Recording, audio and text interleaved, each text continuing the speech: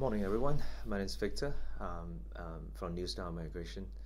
So today we're going to talking about definitely the breaking news yesterday. ACT government has announced the new financial guidelines and dramatically changed the occupation list. We can talk about some backgrounds first.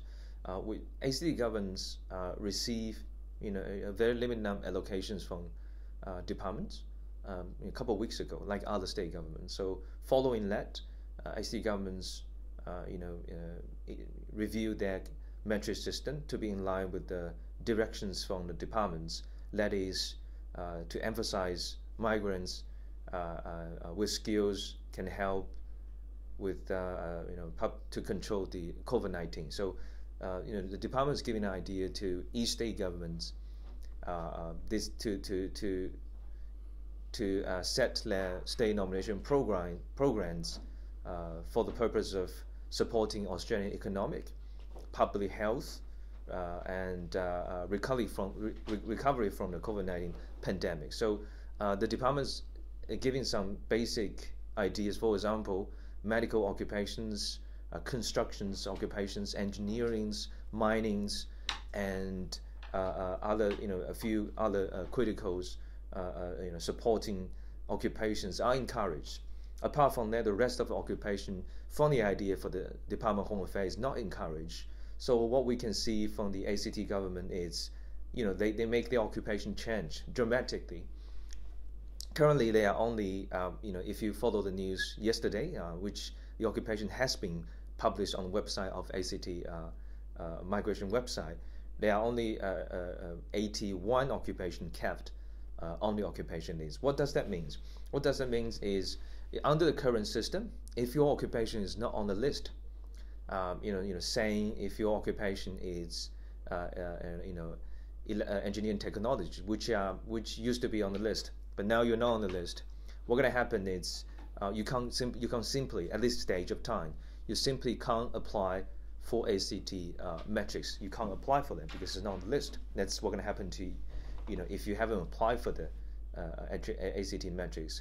And also, if somebody had lodged your metrics application, let's say also engineering technologists, you have lodged your metrics application previously, and it's still active, but your occupation is not one of the list, then that application simply means invalid. Or I will put it another way: you won't get invitation from the state government because it's not one of the critical skills.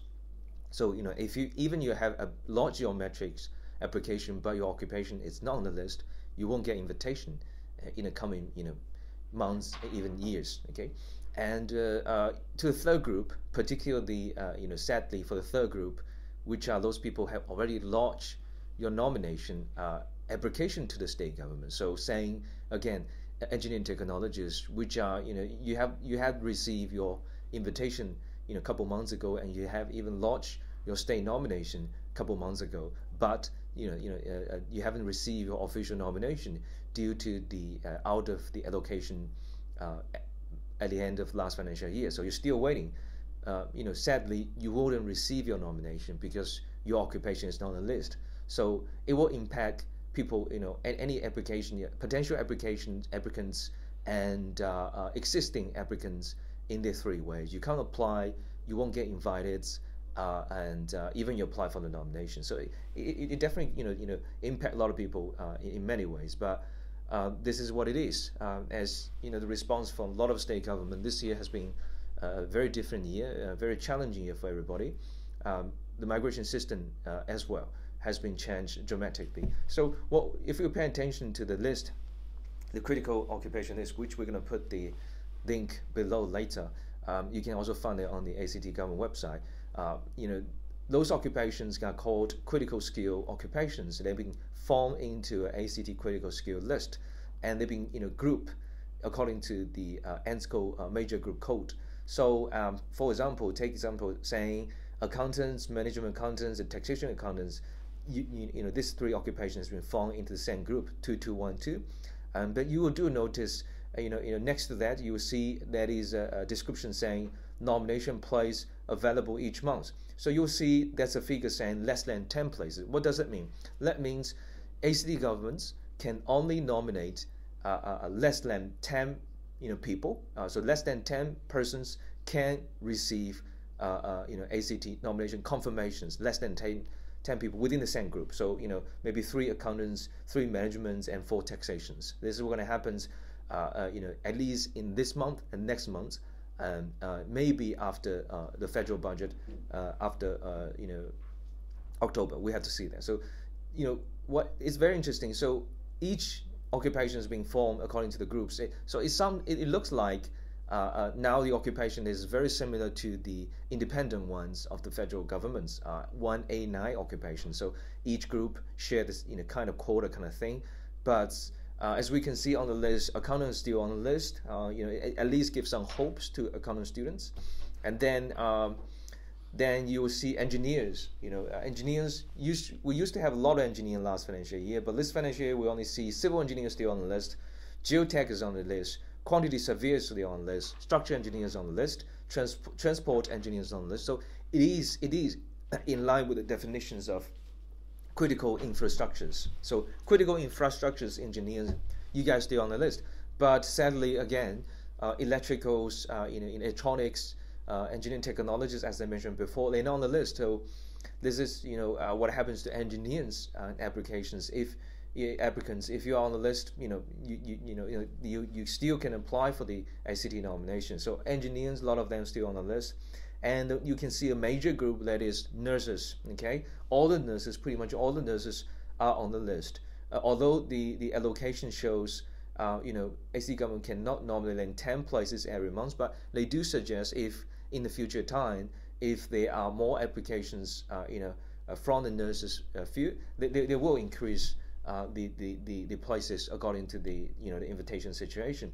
And also you see another major group of people benefit from the current occupation list are the ICT or IT fields. So there are a lot of ICT related, IT related occupations. So, but anyway, accountants on the list, engineers, some engineers on the list, most of IT is on the list. Apart from that, we can still see some, even like copywriters, newspapers. So there's creative, paper, and also other creativities, industry workers, saying, graphic designers, those occupations on the list. But you can have a look on the full list later on. But as I mentioned, if you're on the list, at least you have a chance this financial year, and you can start to plan your migration pathway. At least starts from that. But if you're not on the list, you just have to, currently at this stage, you just have to wait what is going to be changed in the coming months. Before it's moving back to on the list, there's really nothing you can do about it. So what happened is and also to because the occupation list has been changed. If you guys have been following the ACT nomination guideline, you notice the guideline was designed. A lot of parts were designed to work with the open and closed occupation, but now there was no open and closed occupation. The whole occupation list was merged into a much smaller one called the critical one. So, and then that means a lot of places mentioned about open and closed occupation will be definitely changed. To work with the current occupation list, and which is the change of the guidelines. So let's get to the part of eligibilities. Does it get changed this financial year? Again, ACT government still keep 2 pathways. So it's 491 pathway and 190 pathway, and the eligibility remain similarly, saying 491 applicants. You have to be, at least living in Canberra for 3 months' time before you apply for the matrix, and also you need to be working in Canberra, for at least 13 weeks continuously for 13 weeks, and each week is minimum 20 hours. So you live in Canberra for 3 months, and in the meantime you'll be working in Canberra for 3 months' time. Then you meet the eligibility, you can apply. Of course, your occupation need to be on the list. That's another group of people who can apply, which are the primarily visa holders of 457 and 482 visa holders. So sponsor visa holders usually also got a chance to go through the current migration system, but the majority, I believe, will be the people just going through the ACT nomination stream. So you need to be on the list. You need to be living in Canberra 3 months time. You need to have a 3-month part-time employment in order to apply for 491 visa. Actually, 491 Matrix.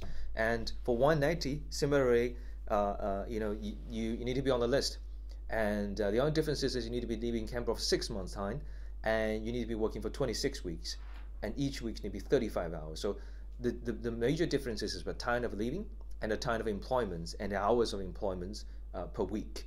And so that's the differences. That's pretty much the line drawing between 491 and 190. So saying somebody who are civil engineers, you can choose either way. Okay, you can go for 491 if you think that's easier for you, or you can looking for 190. It will take longer time, which means 6 months later, you can apply for that. Or if you already have a part-time job, or full-time job, and you can plan, according to your working scenario. So the only difference is only about living and job. Of course, the precondition is you are on the list. So this is what about the eligibility. It remained pretty much the same, and a lot of people was asking about the allocations for each occupation and the overall allocations for this financial year. We haven't got any confirmation from state governments or other state governments or even the federal governments. But what we can know is, you see the cap. You see the cap of each occupation group.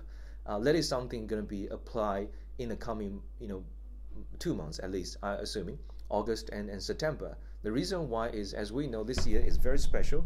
The federal budget has been postponed to the 6th of October. And normally what happens in the previous years, the federal budget confirmed, and then the migration planning for the whole financial year get confirmed as well. Then, following that, it's the allocations for each state government. So each state government will get their official allocation numbers, following that. This year it's been postponed to October. So at this stage, state governments, including ACT, only get a very limited number from the federal government. It's like they're giving temporary allocations, so you can start your programs. You don't have to wait until October, but you can start it. Even with very limited numbers. Okay, so what's gonna happen is state governments only receive very limited number, and the confirmations will be only known somewhere around, I believe, mid of October or end of October. So we have to see. We can at this stage, even state government couldn't tell like how many applications they have for this financial year, 1,500 or 1,500. Nobody knows. Okay, but I'm saying somewhere around October we should know the figure. But the cap will be applying in the coming 2 months. I think that's what will happen in the coming 2 months. Not a lot of people get invited.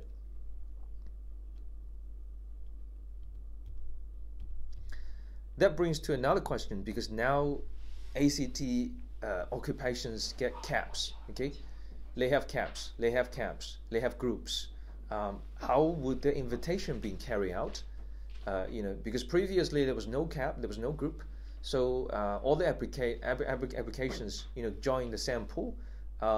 Then they get all those applications, of course, with score get ranked, and the highest ranked candidates get invited to apply. So regardless what occupation you are, accountants, civil engineer, regardless of occupations, they pick the points from the highest to the lowest.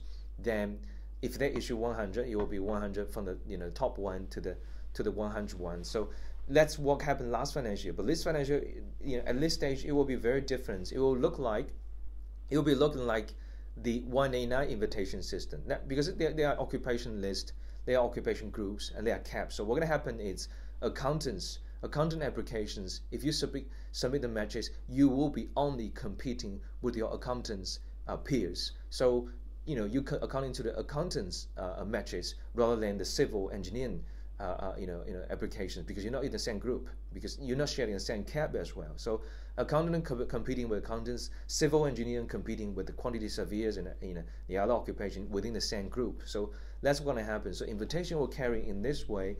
That means each invitation month, we're going to see the points very different from group to group, depending on the compositions of the applications within that particular group. So you might see accountants have 100, ranging from 110 to 100. But at the meantime, if you go through those much less popular ones like public relationship officer, you're going to see people with 60 to 65 still get invited because they have much less competition. So we're going to see, each streams, each categories receiving their nominations. It will be very interesting to see, the state government run the system like 189. It's very complicated.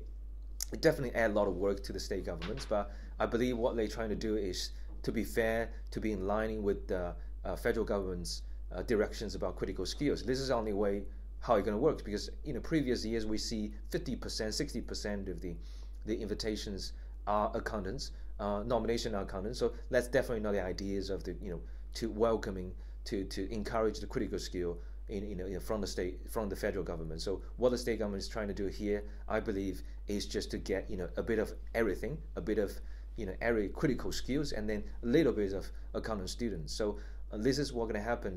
Invitations will be carried out by categories, of course at the same time, but the points will be vary from very high to very low, depending the competition within that particular groups. Okay, so at this stage we know the occupation has been changed. A lot of occupation was not on the list on the current one. Eligibility remained pretty much the same. Invitation rules changed a little bit in order to cope with the occupation group. And at this stage, who are the people who will benefit from the current system and who are not?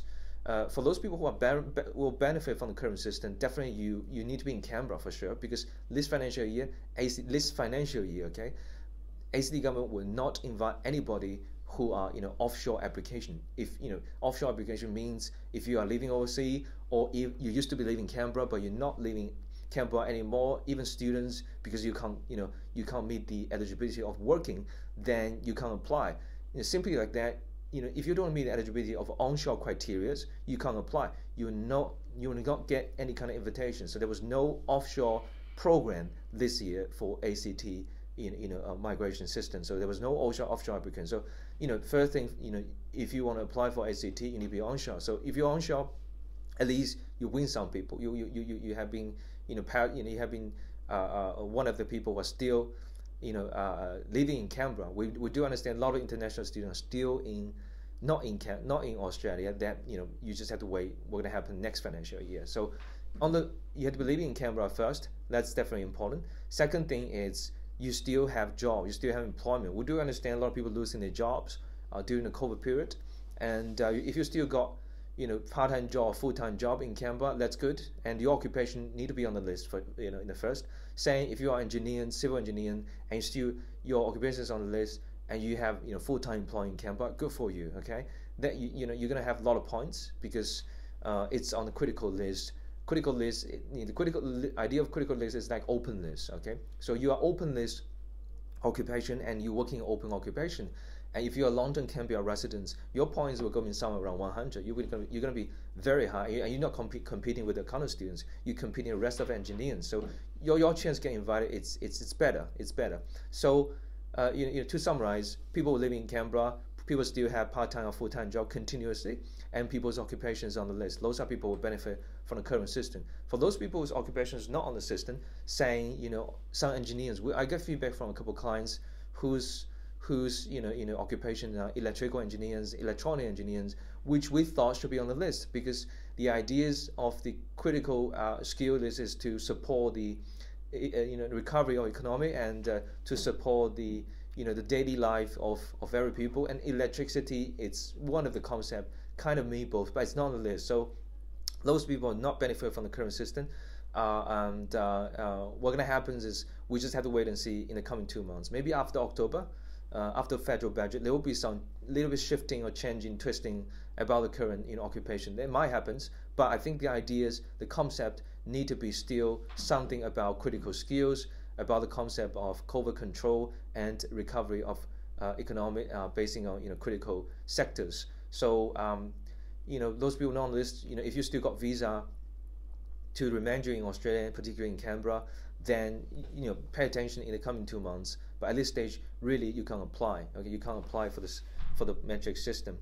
How long will the list last? This is something we also get asked yesterday. It's just like, because most of the people will ask simply because they want to know the predictabilities about the current metric system, and for those people whose occupation not on the list, they're willing to see, they want to see if their occupation ever be coming back to the list, so they're going to have some chance. My understanding is this list is going to last for some time, definitely not just last to the whole program, not just last into October. Then the state government spend some time change again. I don't think that's going to happen. It will last for quite a bit of time. At least the coming months, maybe even the whole financial year. That's something I think we will get confirmations after the financial budget. So will it get changed? As I mentioned before, occupation list might be add a little bit occupation into the list, a little bit some of occupation maybe even taken out of the list if it's not in line with the need of the state government. This is something brand new for the state governments. So I think at the current stage, in the coming 1 month or two, it's testing. It's testing, but at least it keep running. It's running. It's the first state governments within Australia restart their state nomination program. They were very efficient. ACT governments, I remember, received their temporary allocation from state government about 2-3 weeks ago, and the whole program restart in 2-3 weeks time. It's pretty fast. We know other state governments like South Australia saying end of October. Other state governments haven't given a detailed date when they're going to restart their program. So ACT governments again, like what they did previously, very efficient, very professional.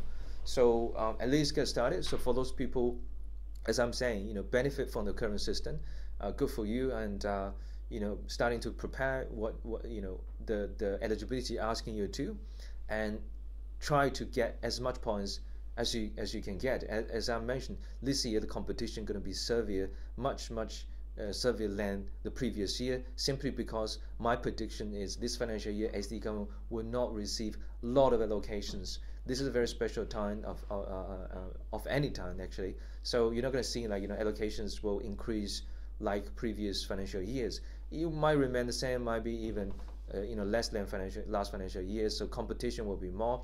What you're going to do is try to get the eligibility met as soon as possible, and try to get as much points as possible. The point system, if you go back to the ACT criteria, occupation, as I mentioned, relevant employment is very important. Relevant employment is very important, and the length of employment is important. English is employment. If you got spouse, that's good. And spouse give you points, and the spouse employment type is get you points. Might get you points if they meet the eligibility. So there are a lot of ways to work in the points. Bear in mind, you're competing with your peers, competing with the people with the same group. So engineers, you're probably competing with your colleagues. Okay, so pay attention to your colleagues, what they're doing now. But as I'm saying, you're not competing with accountants.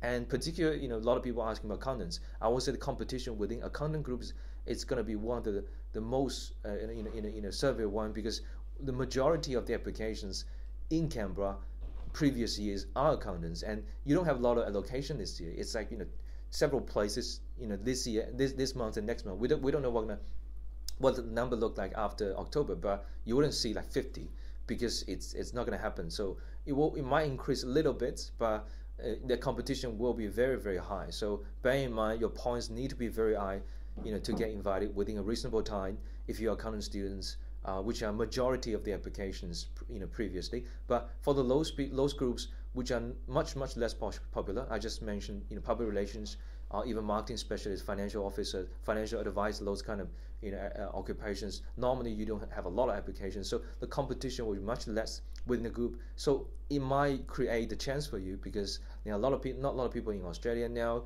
and normally there are not a lot of people within the same group as you are. So you probably want to start everything as soon as possible. So first thing first, check your occupation. If it's on the list, you're happy to contact us for the detailed consultations and everything, and we're happy to give you some ideas about how to plan, at least starting to do something now. I know this year a lot of unpredictabilities. That's a feedback we get from state governments, and we can see from other state governments as well. Nobody can say anything for sure. At least it get restarted, but that's what happened now. This morning we even get clients get their accountant nomination confirmed, which those people apply last financial year.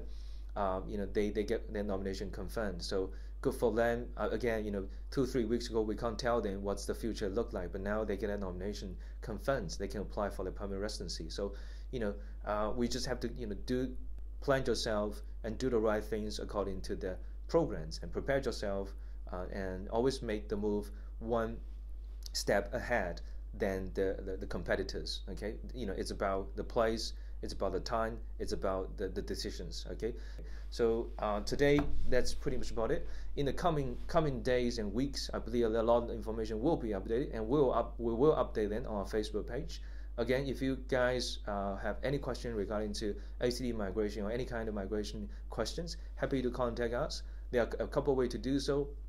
One way is quite efficient. Just make an inquiry on Facebook. We got people on the Facebook to respond to you and arrange a time, even it's live, even with face-to-face consultation or telephone consultation. They can help you to arrange a time, or that's probably the best way. And you can also call us.